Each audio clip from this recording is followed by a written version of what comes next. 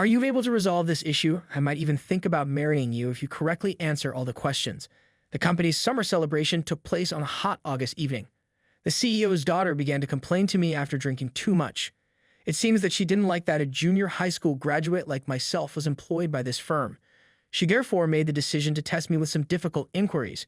She, obviously intoxicated, remarked, "Seems to enjoy watching me struggle. You're only a junior high school graduate, therefore you can't really fix things." I only answered, "Sorry, but I don't think I can live up to your expectations," observing her derisive face. "I'm done here." "What? Really?" When she heard the truth about me, the CEO's daughter froze in disbelief. I'm now unsure of the prize I ought to request from her. My name is Noah. I'm an ordinary office worker at a well-known company in Kanagawa. I've been with this company for 8 years and am currently 23 years old. To my shame, I never went to high school, let alone college. In other words, my highest level of education is junior high school.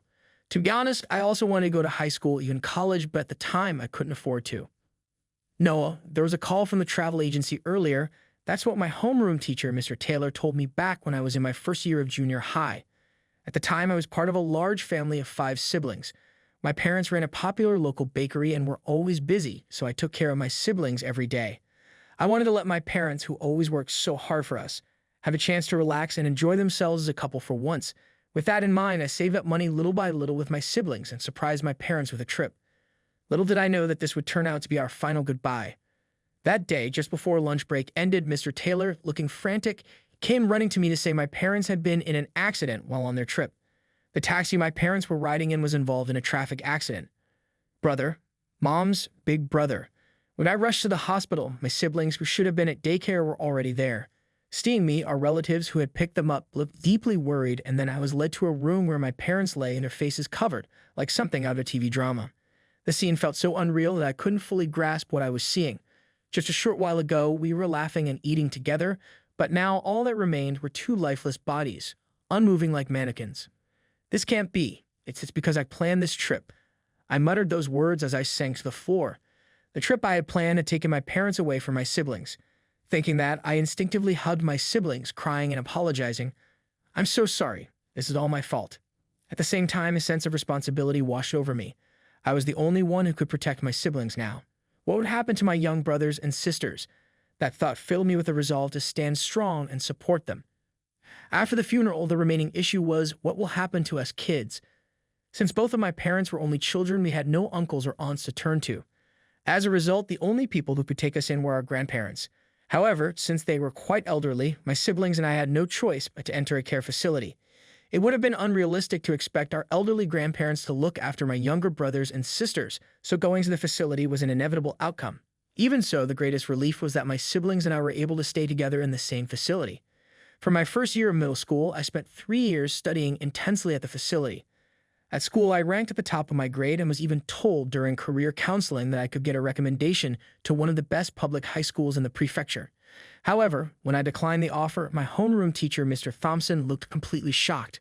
"With your academic performance, a recommendation is definitely possible, you know." "Thank you. My decision about my future hasn't changed." I bowed my head to the astonished Mr. Thompson as I replied. Over the past 3 years, Mr. Thompson had repeatedly encouraged me to pursue high school education, but my resolve never wavered, and I continued to write employment on the career planning forms placed before me. I want to make sure my younger siblings can continue their education in place of our late parents. With my current academic performance, I've heard I can get into this company. I know about your parents passing away early, but I don't think you need to sacrifice yourself like this.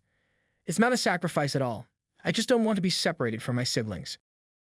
I see. So employment in. In that case, let me list some companies that offer distance learning support while you work at the facility. There is also a foster care system, and younger children could sometimes be taken in by foster families. That might have been a happy option, but my siblings told me they didn't want to be apart from me. Because of that, I decided not to pursue high school and instead focused on finding a way for all 5 of us to stay together. That decision led me to this job. With Mr. Thompson's support, I graduated middle school and left my hometown to work at the company where I'm currently employed. The company had a strong focus on hiring people from rural areas, and many of my colleagues were also high school graduates, which was a great comfort. While working, I also used the company's distance learning system to earn certifications and qualifications. By the time I turned 20, my younger siblings had grown older and started taking on part-time jobs to help support our household, which eased the burden on me. Big brother, I'll be late for dinner tonight because I have club activities at school. That was my sister, who was 2 years younger than me, speaking. After saying that, she put on her shoes and checked the time. Got it. I'll be home late too because I have a test for my high school courses. Don't worry about it. Big brother, don't push yourself too hard with work and studying. Okay, you're one to talk. You've been busy with club activities lately. Don't worry about making lunch every day. If it's too much, it's fine. You're working so hard instead of going to college for us, so I want to help however I can. Well, you're helping plenty by tutoring me. I'm grateful for that. I expressed my gratitude to my sister, who smiled in response. Currently, I'm attending a night school for distance learning provided by my company, which technically makes me a high school student like my sister. Though my formal education still lists junior high school graduate, the program includes content for university preparation, making it quite rigorous. Because of this, I often ask my sister, who is a current high schooler, to help me study. Feeling guilty, I apologize profusely, but she just smiles happily. Big brother, you're taking it easy today, huh? Good morning, big brother. After seeing my sister off, my younger siblings who attend junior high school and elementary school start waking up. Once I see them all off, I lock the house and head to the nearest station as always. This daily routine, though simple, is the happiest part of my life because it's when I get to spend time with my family. But upon arriving at the company, I notice the department is unusually lively today. The employees are gathered in front of the manager's office, chatting, while others whisper nearby. It's a sight unlike the usual mornings. What's going on?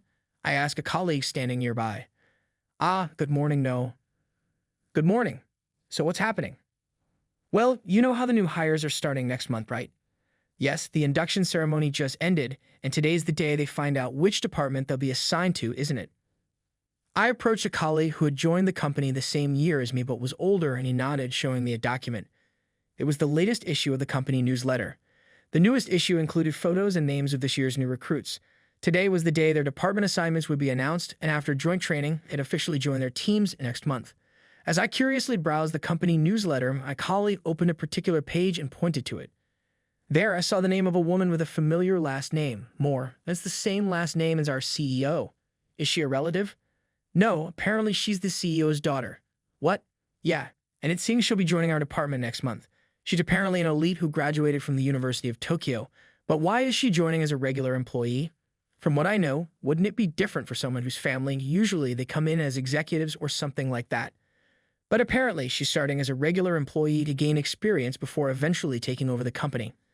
My colleague made a face that showed how tedious he found the situation. The other employees seemed to feel the same, their expressions full of unease.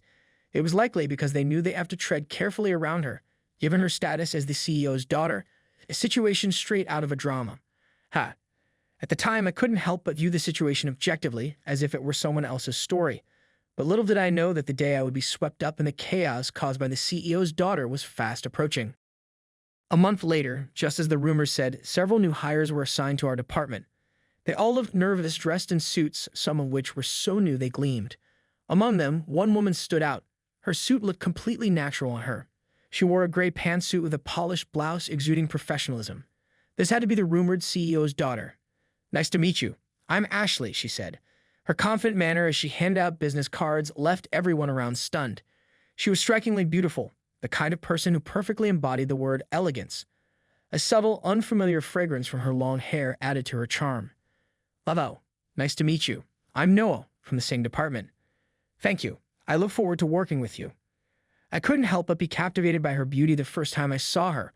I felt my face flush with embarrassment as I found myself unable to even look directly at her. I felt pathetic for reacting that way.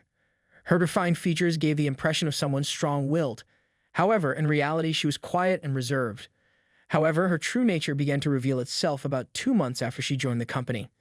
Steve, the manual says this is how it should be done. I disagree. This is how I would do it. That approach ignores the customer's perspective. Looking at the materials in front of me, I sighed and glanced at Ashley. The once quiet Ashley had grown more confident as she got used to the job, frequently asserting her opinions. This wasn't just directed at me. She treated other employees the same way. According to her, the department's methods were inefficient.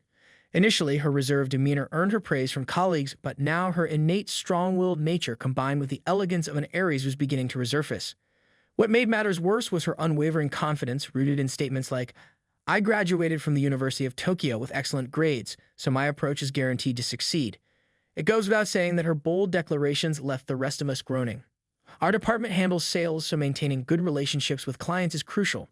Over the years, our managers have refined the processes through trial and error, improving customer service and securing long-term contracts. But Ashley wanted to change the manual to fit her methods. Her approach prioritized profit and efficiency over customer satisfaction, which risked breaking contracts. Although Neville, our department head, repeatedly rejected her proposals, Ashley refused to back down, deepening the rift between her and the team. "Hey, Noah, I can't seem to get through to Ashley. Can you step in and guide her?" It was only recently that my colleague asked me to take on this role, and that's how I ended up becoming her mentor. "Noah, are you listening?" "Sorry, I was just working on some documents." "Ha, this is exactly why I can't stand this. Using these outdated materials is such a waste of time." "That's not true. Our next client prefers paper documents because they find them easier to understand." "That's exactly what's outdated. This is why junior high school dropouts just don't get it." She placed the materials I had prepared on the desk with a dismissive attitude. Even though I technically outcranked her, Ashley rarely used formal language when speaking to me. On the contrary, she often spoke down to me with snide remarks like this. Since being assigned to our department, Ashley's reputation had taken a nosedive. "Modern trends are the best way to go." That was her catchphrase. However, her methods didn't suit this department, where most of our clients were older and valued traditional approaches. Other colleagues had tried to point this out to her, but her pride seemed to make her resistant to feedback. Above all, her pride as a graduate of the University of Tokyo meant she had no interest in listening to advice from people like me or my colleagues who came from lesser educational backgrounds. Even after she became one of my subordinates, dealing with her continued to be a daily struggle. This isn't going anywhere. Thinking that, I told her I'm going to take a quick break and left the meeting room. At the smoking area, some of my colleagues, concerned about me, struck up a conversation. "So how's it going with the Aries?" "It's tough. She's not entirely wrong about some things, so I can't just dismiss her outright." "Yeah, I get that, but you're still their supervisor." "I know, but I'd rather avoid causing conflict. Besides, if we're talking credentials, she's clearly more accomplished than I am." When I spoke hesitantly, my colleague, perhaps noticing my fatigue, gave me a reassuring pat on the shoulder. Did I really look that exhausted? "By the way, Neville mentioned that there's going to be a summer party with another department next month." "Really?" "Yeah, it seems like they booked a place at a restaurant. It's a good time since the new recruits will have settled in by then. At this company, instead of holding welcome parties for new employees, we have summer gatherings. The reason is that by summer, mid-career hires and new graduates have usually settled into their roles. While we've had many summer gatherings before, they're typically held within individual departments. However, this time it was a joint event with another department, which made me a bit uneasy. Ashley was already receiving unpleasant looks from people in our department. If she behaved the same way elsewhere, it might only make her even more disliked. I thought about this but chose not to say anything. Instead, I decided to focus on preparing materials for the upcoming meeting. With that in mind, I completely forgot about my earlier worries. August arrived. The period leading up to mid-August saw relentless, scorching heat, with one sweltering day after another. On one such day, the much-talked-about joint summer party was held. The venue was a large private room at a restaurant, bustling with dozens of attendees. Since I don't drink, I sipped on oolong tea while chatting with my manager, Robert. Knowing about my responsibilities at home, Robert kindly suggested, "Feel free to take some leftovers home for your brothers and sisters." Unlike the tense atmosphere at work, the presence of alcohol created a relaxed and cheerful vibe, with everyone chatting animatedly about both work and personal topics. A few colleagues stopped by to greet me, exchanged light-hearted conversations, and then moved on. As I entertained these interactions, I helped myself to some raw fish, a luxury I don't usually get to enjoy. This is pretty expensive. I wish I could let my siblings have some of it too. While I ate, my thoughts drifted to the family waiting for me at home. Glancing across the room, I noticed a group of new hires sitting together, drinking. Among them, Ashley stood out, positioned at the center of the group.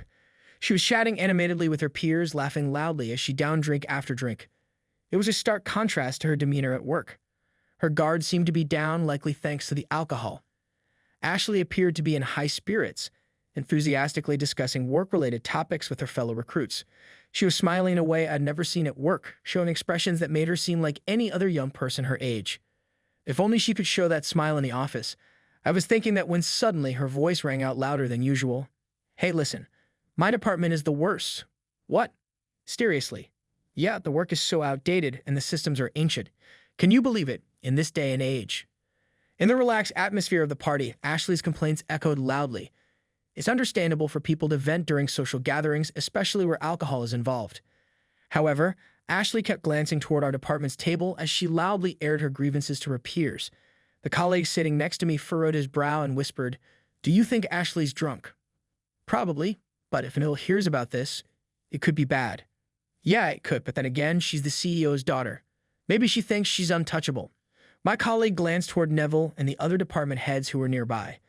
They appeared to be keeping things under control, pouring drinks and trying to ensure everyone stayed composed. Yet Ashley continued her loud complaints, drawing glances from people around her. Senior staff keeps looking over, but she doesn't seem to notice. Yeah, honestly, it's getting pretty uncomfortable sitting near this. As we exchanged uneasy remarks and felt the atmosphere in the room grow tense, I began to worry about how things were unfolding. "Ashley, you've had a bit too much to drink." The voice came from Megan, a senior colleague seated near me. She stood up with a glass of water and walked over to Ashley. She was the same person who had previously asked me to take over as Ashley's mentor. To be honest, both I and my colleagues sitting beside me knew that Megan didn't have the best relationship with Ashley. Sure, this is a drinking party, but you do realize it's still an extension of work, right? What's your problem? Hearing that, I turned to look at them again. The new recruits sitting with Ashley all glared at Megan, seemingly annoyed by her comment. Even so, Megan handed Ashley the glass of water, her composed demeanor contrasting with the rising tension of the summer party. I was surprised by Megan's bold move, especially since I hadn't mustered the courage to intervene myself. But then I remembered, Ashley was my responsibility now. With that thought, I stood up to support Megan. Unfortunately, this didn't go over well. Ashley and everyone else, this party is also meant to welcome you new hires. While it's a social gathering, please consider what you say. Why is Noah the one saying this? Well, as your mentor, I felt it was important to point out that you might have had a bit too much to drink. Ah, you're so annoying. With that, Ashley downed the remainder of her beer in one gulp. Even though she could hold her alcohol, the number of empty bottles around her made it clear she'd gone overboard. You should stop around here. I stepped closer to Ashley to offer another warning. However, she stared straight at me, her gaze sharp, and as if she was on the verge of saying something. Something feels off. As I thought that and moved closer, she suddenly grabbed my arm and forcefully pulled me into a shoulder embrace. Her previously angry expression transformed into a sly, grinning face in an instant. The move was classic drunk behavior. I've only attended a few business dinners as part of work. However, Ashley's behavior was strikingly similar to how drunk superiors acted when I had to help them into taxes. What's your deal? Just because you're my superior, you think you can boss me around? You're barely older than me, aren't you? And yet you talk down to me like you're so much better. Well, as your mentor. Well, please, don't act like you're not looking down on me. You're all just laughing at me behind my back, thinking, what's a Tokyo University graduate doing here being mentored by a middle school graduate? It's the worst. I've never belittled your education or you, Ashley. Why would you make such an accusation? It was true that we were both 23 years old, but I had years of work experience on her. Still, Ashley, clearly upset by this, turned even redder and yelled at me, "Don't act like it's not true. You're just a middle school graduate who can't think critically, so all you can do is cling to old-fashioned methods. I don't want to hear lectures about customers from such an outdated department. Honestly, aren't you the one looking down on us?" What? I don't want to hear that from a middle school graduate. Sure, I may be a middle school graduate, but I have more work experience than you, and so do my colleagues. If you keep acting this condescending without understanding that you're failing as a professional. Hearing this, Ashley's face, which had been flushed with anger, shifted into a more serious expression. She took a deep breath as if to calm herself, then faced me directly and said something shocking. "All right, Noah, if you're going to talk so big, let's see how qualified you really are. I heard you're a middle school graduate. Did you cheat your way into this company?" What? I couldn't tell if she was being serious or joking, but her accusation left me stunned. Maybe you paid someone off or used connections. Backdoor admissions happen, you know. Don't you realize that's fraud? No, of course not. I didn't do anything like that. Really? Then why are you so confident for a middle school graduate? You seem awfully sure of yourself. Did you bribe HR or something? What on earth was she talking about? Even though I hadn't been drinking, my head started to ache like I was hungover. I didn't cheat. I passed the exams fair and square. Impossible. This company's entrance exams are notoriously hard. If you're so confident, why don't you take this year's test? With that, Ashley handed me the tablet she had spread out on the table. Displayed on the screen was the company's entrance exam for university graduates. What was she thinking, challenging me with this? While I hesitated, trying to make sense of the situation, I overheard her peers whispering behind her. It seemed that this year's entrance exam had been particularly challenging and everyone had been talking about it. Ashley, proud of her high score, had been showing off the materials to everyone. My manager and colleagues looked visibly anxious about the situation. They probably wanted to intervene but were hesitant, fearing the consequences might fall back on them. As I silently examined the test on the tablet, Ashley leaned in close and spoke to me in a soft voice. "If you manage to get all the answers right, I'll make you my husband. I'll even welcome you into the family as my groom, and you'll be a candidate for CEO." Ashley spoke in an overly sweet voice, almost as if she were trying to tempt me. However, her expression was completely at odds with her sweet tone. It was a cold, terrifying look of disdain. It was as if her confident face was saying, "There's no way you can solve this, right?" When I placed the tablet on the table and began writing, Ashley burst into delighted laughter. "What? Oh, your name? Well, of course you have to at least write your name for it to count as a test, right?" She then laughed loudly, her tone exaggerated and mocking. I waited patiently for her laughter to die down, then responded in a loud voice of my own. "Sorry, but I don't think I'll meet your expectations here. I'm done." As I handed the tablet back to her, Ashley stared at the text on the screen, her expression turning to one of complete confusion. Her wide, beautiful eyes froze in disbelief, and the new hires behind her leaned in all at once to peek at the tablet. "Wait, what? Isn't this all correct?" "Yeah, it matches Ashley's answers perfectly. How is this possible? Noah is just a middle school graduate. How could he solve these?" Ignoring Ashley, who was still frozen in disbelief, and new hires began bombarding me with questions all at once. Scratching my cheek in embarrassment, I noticed how their previously mocking gazes had turned into looks of respect. "Why, you ask? Well, that's because I was the one who created this test." "What? Even though it was so difficult that we struggled with it as university graduates." Hearing their surprise, I decided to explain. While working at this company, I had been pursuing qualifications through distance learning. If I had attended high school, my academic abilities would have been strong enough to gain admission to a university like Waseda, even if Tokyo University might have been a stretch. Moreover, the CEO personally requested me to create the questions for this year's new graduate entrance exam. It seemed he intended to make the test especially challenging, given that his own daughter would be taking it, ensuring only the most capable candidates succeeded. Yes, I may be the same age as all of you, but after losing my parents, I attended a distance learning school where I consistently maintained the top rank. That was crucial because I needed the tuition waiver. As I spoke, I walked toward Ashley, who remained frozen in place, unable to process what she had just learned. She seemed unable to process what was happening, perhaps due to disbelief or the alcohol clouding her thoughts, and kept mumbling phrases like, "Why? This doesn't make sense." Academic credentials are important, but what matters most is building trust with people. If you only chase after what's visible, you'll miss out on what truly matters. Not wanting to escalate things or cause any more trouble, I quietly informed the organizer before leaving the event, like I was escaping. I don't know what happened at the summer party after that. When I returned home and gave my siblings the leftovers, the rare indulgence of alcohol made me fall asleep almost immediately. Unfortunately, I caught a terrible cold the next day. After notifying my company, I went to the hospital for medicine and spent the next 3 days resting, as my siblings took care of me. When I finally returned to work, I couldn't help but feel awkward after what happened with Ashley and taking time off. This is going to be uncomfortable. However, to my surprise, my colleagues greeted me with unexpected praise. Confused, I asked what happened, and they explained that Ashley, once so stubborn and dismissive, had started listening to others' opinions. At first, her peers and supervisors were cautious, but gradually they began to open up to her. Days passed as I observed the change in her behavior with mild astonishment. One day during my lunch break, after finishing my morning tasks, I was eating in the cafeteria. Usually, I bring my own lunch, but today I had classes for my distance learning program with a major assignment coming up. I prioritized finding a place to work on it. Eating a packed lunch as I took a bite of the sandwich I'd ordered in the cafeteria and focused on my assignment, I heard a soft voice calling my name from behind. Turning around, I saw Ashley standing there, her hair neatly tied back and looking noticeably thinner. The bold makeup and strong-willed demeanor she once carried were gone.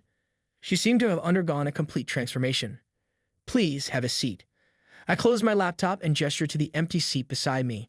She sat down, holding a water bottle in both hands, staring downward. No, I wanted to apologize for what happened the other day." "Apologize?" I asked in confusion, and Ashley lowered her head. Looking closer, I noticed her shoulders trembling with her face turned downward. It was impossible to read her expression. "What am I supposed to do? I'm terrible at dealing with silence like this." As I glanced around trying to figure out how to handle the situation, it was Ashley who finally broke the silence. After that day, I asked my father about everything. Honestly, I was drunk, but I couldn't shake the feeling that you were bluffing. What did he say? He said the same thing you did, that you created the test. He also mentioned that the board members agreed with his decision to entrust it to you. The board. That's a bit exaggerated. It was just because I'm close in age to the new recruits and familiar with the current college entrance standards. My father even expressed his gratitude. I feel so ashamed for thinking that academic achievements were the most important thing. Despite feeling slightly embarrassed hearing this from Ashley, the CEO's daughter, it made me happy. I'd always envied you, Noah. According to her, she hadn't been looking down on me at all. In fact, she had been jealous of me. Ashley slowly began to share her story. As the eldest daughter, she had initially been raised strictly as the heir to her family's company. However, when she was 6 years old, her younger brother was born. From that point on, all of her parents' expectations shifted to her brother, leaving her feeling overlooked and ignored. To gain their approval, she poured herself into studying. That's how she got into Tokyo University, but even then, her parents were adamant about making her brother the successor.